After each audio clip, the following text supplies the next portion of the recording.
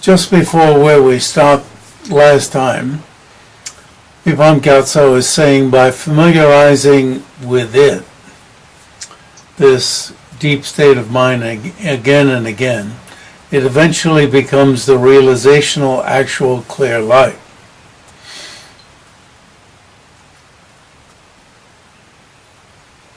So he's saying, although you haven't gotten down to the actual foundational clear light, but something partially similar in aspect to it,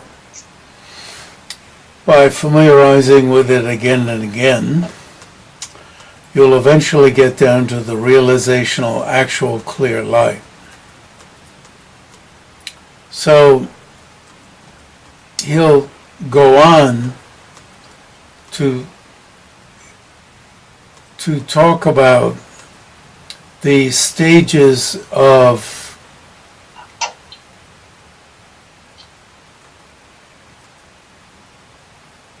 visionary experience leading to the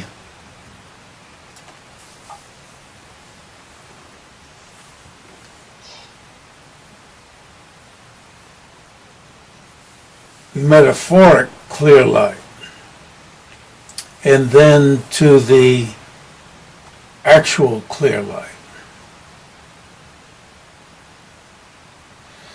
As he's saying here, the realizational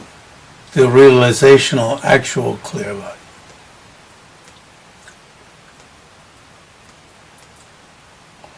So there are intervening stages, and he'll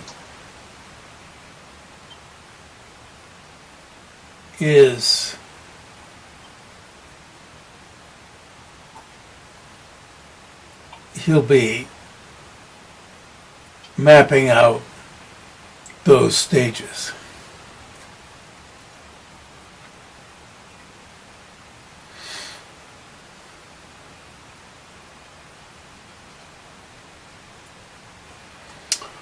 Okay.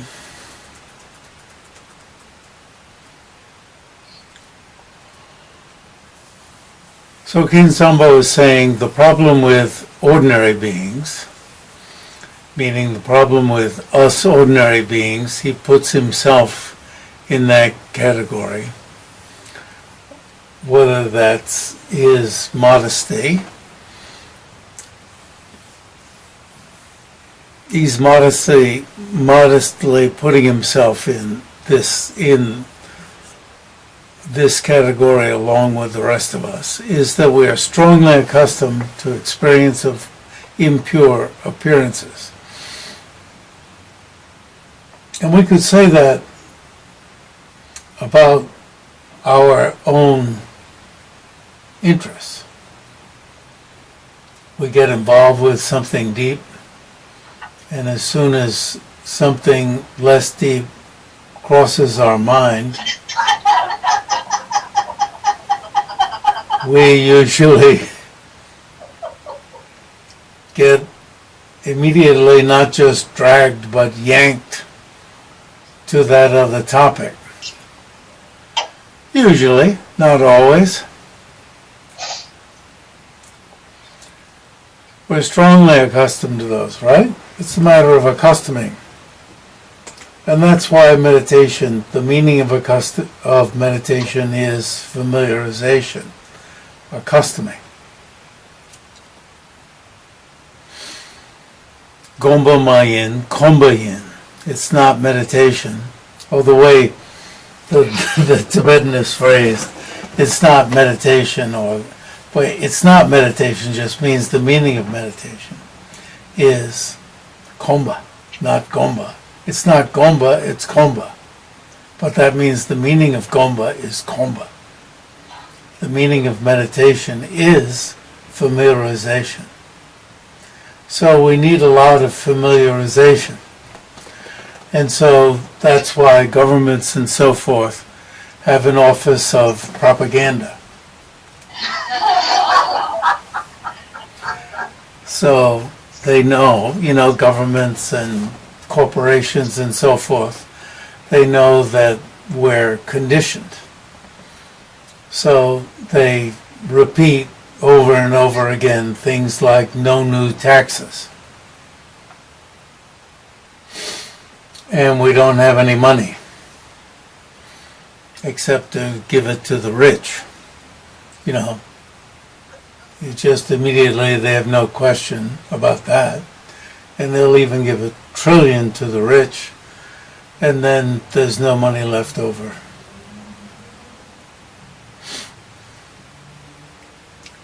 You know, for even a few millions to do this and that. When this experience, so, since we're not accustomed to pure appearances, we're immediately drawn into mistake. The mistaken. Mistake from the subject side, the mistaken from the object side. Thus we have to become accustomed to the pure. When this experience of cloudless sky is similar in aspect to the clear light dawns. Yogis who are familiarized with the view of reality. So you see, the path of release, those who are familiarized with the absence, this absence of inherent existence which is like a cloudless sky, know from the force of their prior meditation, even though it's not the actual one. So you see the value of the path. You don't avoid the path because it's not the actual one. You embrace the path because it's conditioning you, it's accustoming you, it's familiarizing you. And so you again and again get used to it. So, for instance, you take a vow to 6 times during the day and night, 3 times during the day, 3 times during the night. I couldn't take it, I admit, during the night to wake up. You know, I did wake up during the night in my place above McLeod Gunge. I'd wake up. But then I didn't want to so much wake up that I couldn't get back to sleep. So I didn't want to wake up, and I did the long form, the so-called long form. Doesn't take that much time. What is it, 3 minutes, 4 minutes, 5 minutes? To go through the long form of the 6-session yoga and the reflection on the stages of dying and so forth, such that maybe I'd have difficulty going back to sleep. I valued or overvalued going back to sleep more than I did the advice to wake up during the night and do the long form of the 6-session yoga. So then I would do three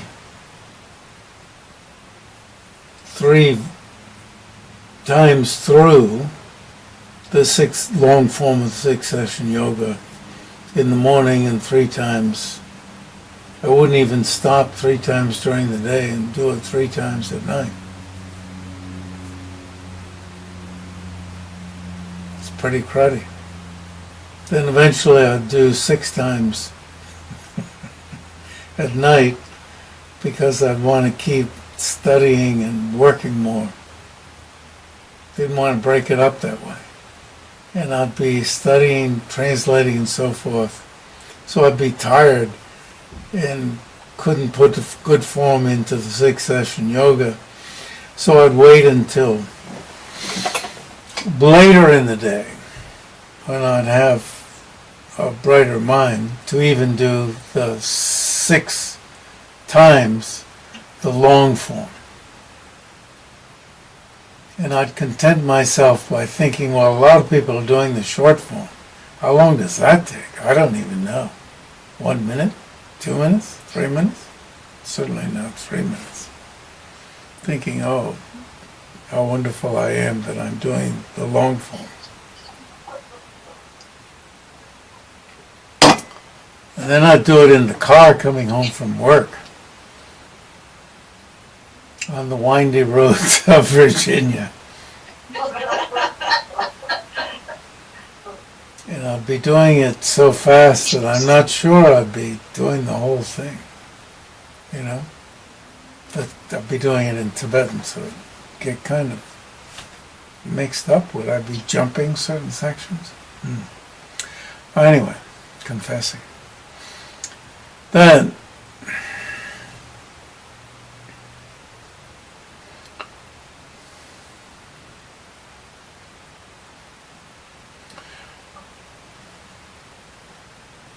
so you'd know from the force of prior meditation that you need to catch hold of this clear light, you see, rather than drift into the mindless darkness, even though it's not the actual one, and again get used to it. In time, through increasing familiarization with taught, one pointed attention to the fundamental immutable noumenal clear light, not allowing straying into mistake. They made progress to the point where the secure haven, you see this word, because I'm translating a little bit more loosely here, you know, the stronghold, secure haven. The actual clear light of true realization is reached. It's cool.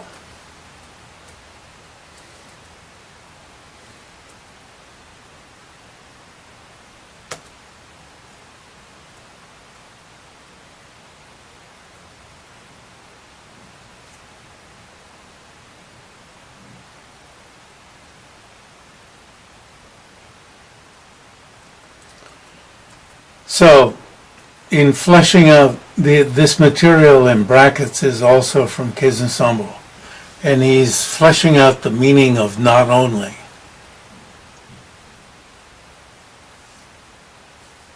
So, up above it said, you get these deep experiences, and by getting used to them, eventually you'll get to the actual clear light. But these meditative experiences, it's hard to handle the word nyam, visionary experiences, spiritual experiences. It's something important.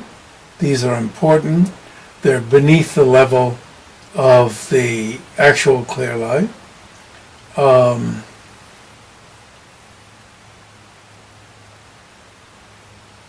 So not only is the above visionary experience that is like a cloudless sky, you know, if you got to this cloudless sky, you'd think, well, I'm enlightened. And come worship me and bring me money. And sex. And 20 Rolls Royces, was it? And maybe, no, not just 20, 25. Not the actual clear light. Not only is that not the actual clear light, but also, and then he's, you know, we're in the path of method, and you see how nicely, and I said lovingly, you know, with great intimate attention, he's laying out the path of method. Holding the mind at night on a white ah. This is not the other that is meditated as like a, you know, in Sanskrit, when you add a second or but actually to an that you already have to make a long that's done as a single line in Sanskrit. This is the inside the heart. So this is a technique, obviously, that people are using. It's also a technique in Yoga Tantra. You can read about it in the 3rd volume of the Great Exposition of Secret Mantra. Then when the sense consciousnesses are withdrawn into sleep consciousness, visionary experiences of the 3 appearances, are they appearing to your mind? What the 3 appearances are?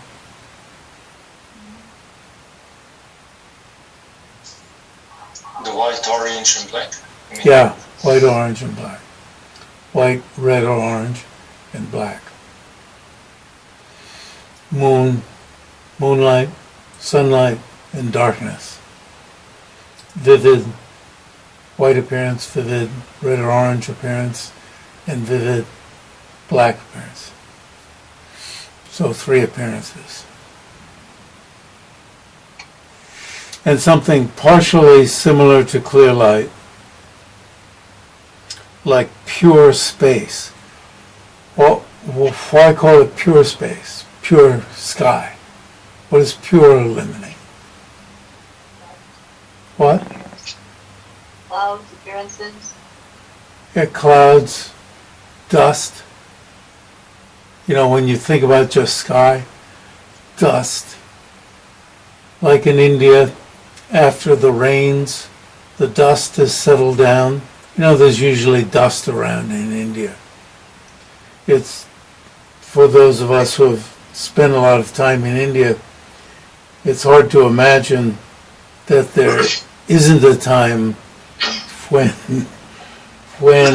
dust isn't in the air.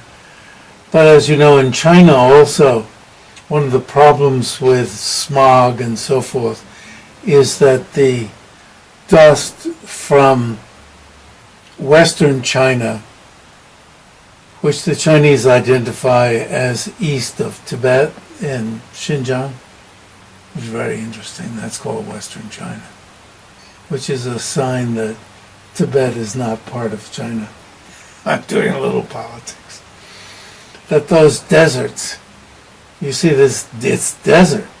So the winds are blowing these fine particles into eastern China. And that's one of the problems with smog. One of the problems. And of course, smoke. So, of course, it's true that when the rains hit, in India at least,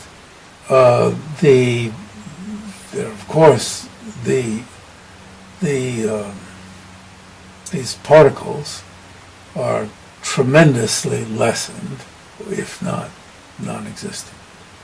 Of course, if you have a monsoon and floods, you're not going to have dust particles after the rains have stopped and there's still, everything's wet. You're not going to have dust particles blowing around in the sky, so you're going to have clear sky. That's the metaphor. Remember these things. The 3 appearances and something similar, partially similar. You see?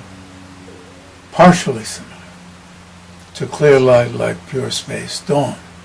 So you see, in the 5-fold system of Guhya Samaja, which is also done out as 6, now these should be appearing to your mind also. These have to be, memorized, put to mind. Not like my excellent friend, I'm trying to find out if he's still alive. There were 3 of us in that class in Wisconsin. One in Hindu studies, two of us in Buddhist studies. This friend was very close. And he used to say, these things are in my class notes. They're in my drawer.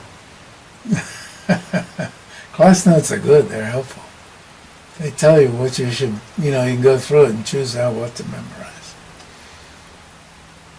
So Nagarjuna has a book, The 5 Stages, right? And there's also a 6th stage. So the first 2, physical isolation and speech isolation are combined into one. Yeah. And so during these, I'm catching myself here. I'm beginning a sentence and assuming the rest of the sentence is going to come. The experiences of the subtle minds dawn, but not fully qualified versions. So, that's what it's talking about. The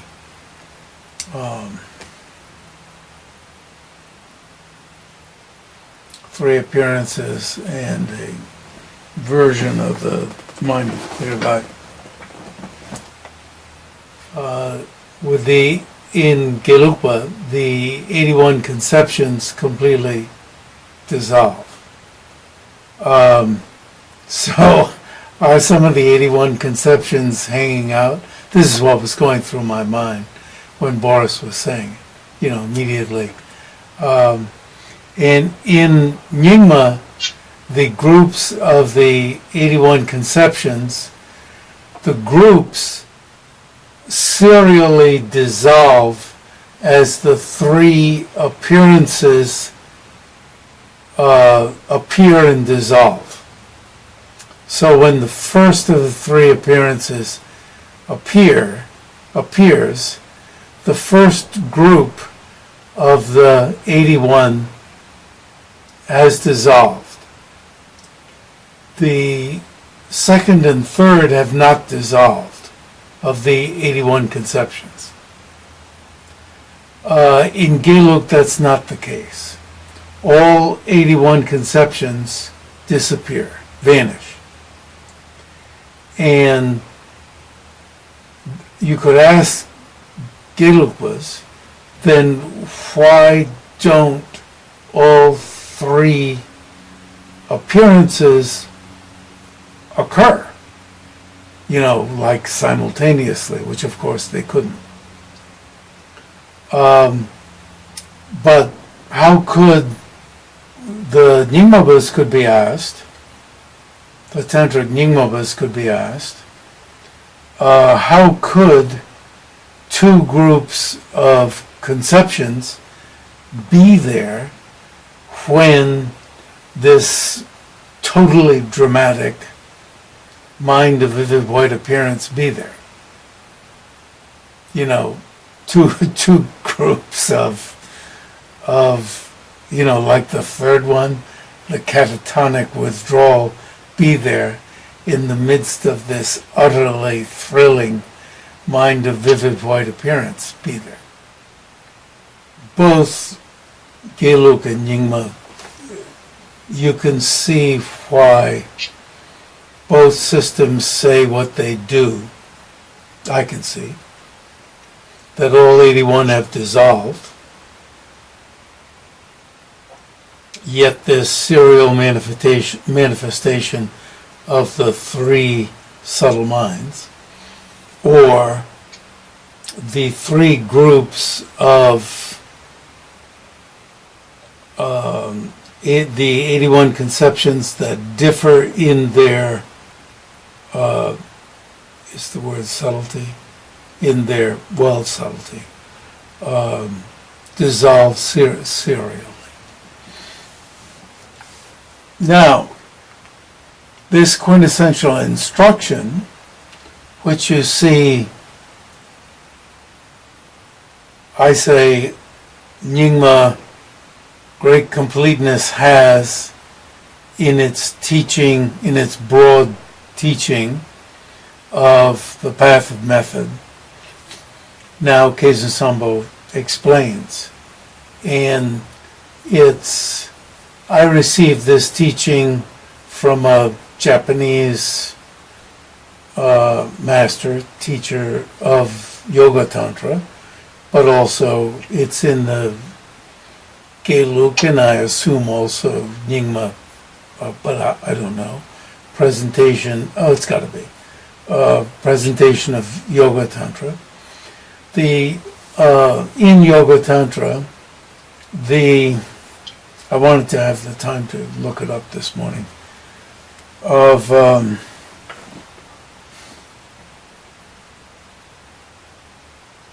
the foundational teaching, of the foundational Tantra, which is accepted, believe it or not, as a foundational text also of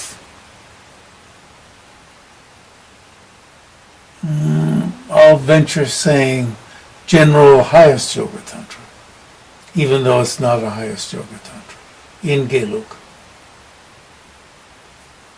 Yeah, it's like, oh, really? I believe it's listed as a root Tantra. It's a very interesting assertion.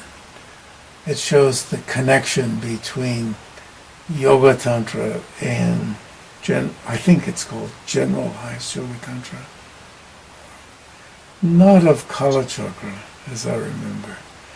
But you can see I needed to have the vocabulary exactly right. But anyway, that can be looked up.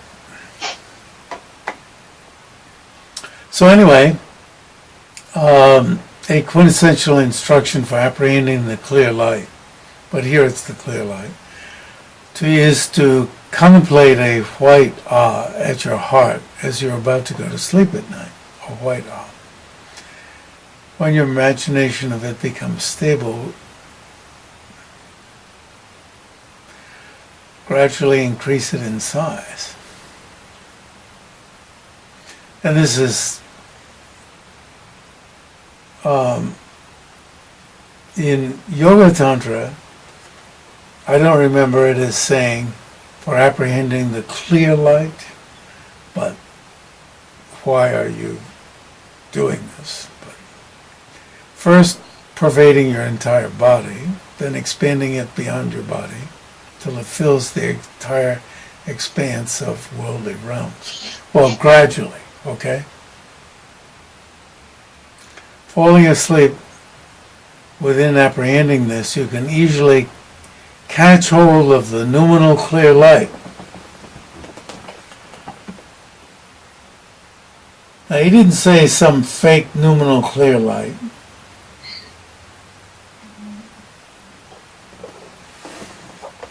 Going to sleep, all consciousnesses are uncontrollably withdrawn inside. So you see, you're using the process of sleep to help you. So they're uncontrollably withdrawn inside. But due to the force of earlier practice, you can experience the three appearances. So you see, in Geluk, when you withdraw inside, do you finally experience some tiny thing inside? Or, as His Holiness said, this then is the experience, the switch to experience something huge. You see, this thing that you're withdrawing way inside, I pressed them on this, you see. Do you experience some tiny little thing? You see, even it said, according to your physical, in one of some of his great texts on this, there are different experiences of size according to your physical constituents. You experience the three appearances. It's like, that's quite a mysterious statement, isn't it? White, red, and black, and the fourth, you know, what that means. And the fourth, clear light, which naturally occurs during the process of going to sleep. You would think, how could it be size? But you see, that means, how could space, sky, have size? You see, you might only get a sense of this if you are a bit accustomed to this and you undergo this when you're horribly sick or sick, but usually are not noticed. Grosser versions, you see, not so subtle as when you're going to sleep, of these occur when dying. That's why it said it's easier to experience these when you die. So if you're capable of doing it when you go to sleep, it said you're more likely to be able to experience these when you die. Because grosser doesn't mean bigger and smaller. Grosser means it's easier to get a hold of. That, I would say, probably means when you die naturally, as opposed to like being murdered or because of the difficulty of what you're going through, or from an accident, because it's so sudden, I'm guessing. Grosser versions of these occur when dying, whereas subtle versions occur when going to sleep and thus are harder to catch hold of. If you can catch hold of them when going to sleep, it will be easy to do so when dying. That means easier. So then, Mipam Gyatsho, this is very nitty-gritty, isn't it? You can see why I said, when you requested that we go back over the previous chapters, this is telling you more about the previous chapters than going over the previous chapters. And also, by way of various quintessential instructions such as the threefold space. Oh, I wanted to have the time to, yeah. Was the topic of the threefold space brought up earlier? Kim-sama going to mention the threefold space, but then he doesn't lay it out. Three types of space are external space, which is sky. In a vast view means some place where you can see space in a vast view. You know, you must have places on your property. Yeah.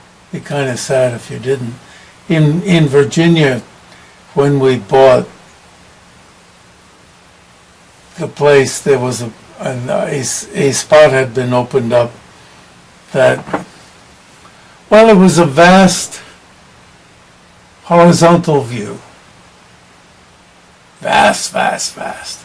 And now that's grown over. So I asked the guy, real nice guy who's worked for me since he was 14, to open it up again.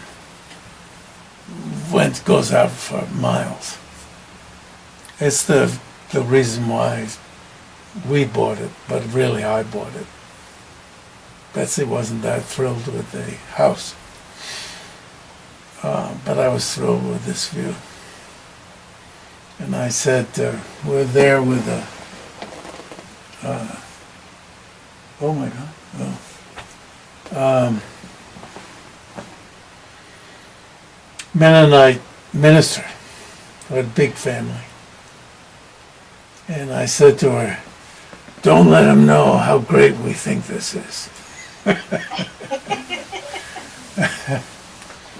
It was fantastic. Fantastic. 43 acres.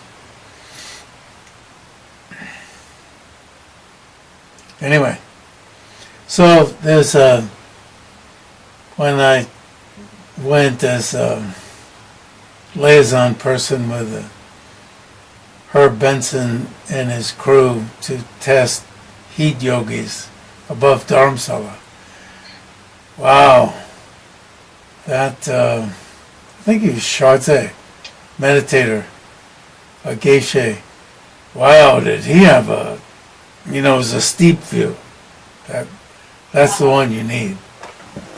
It's like, whoo! Yeah. Steep and vast. He had all of it. Wow.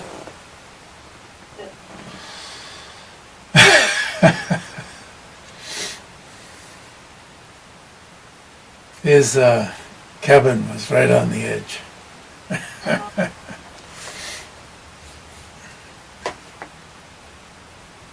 So that the sky in a vast view, right? That's what that means.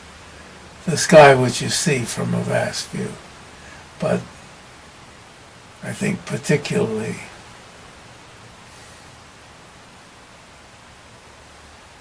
I have vertigo. So I'm pulled off the vast view. I'm literally pulled off into the vast view, physically. If I sit down, my body starts slipping off the cliff. And it's, I wish I had a video of what my body is doing that starts me slipping to the edge. I have to turn over and crawl away. Otherwise, I'm dead. Yeah. So, there's some karma there. So I have to look at the vast view from a safe place.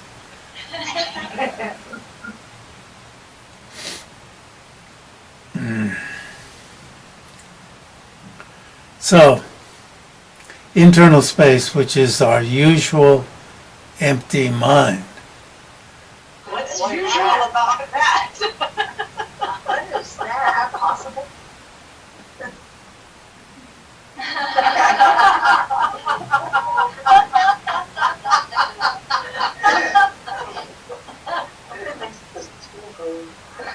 And secret space, which is the empty intrinsic awareness itself. All right. What does usual empty mind mean?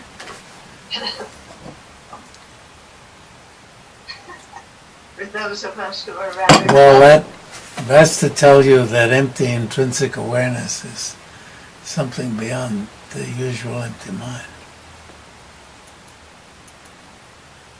This is very pithy, so it's a good place to stop and have a fresh mind for next time.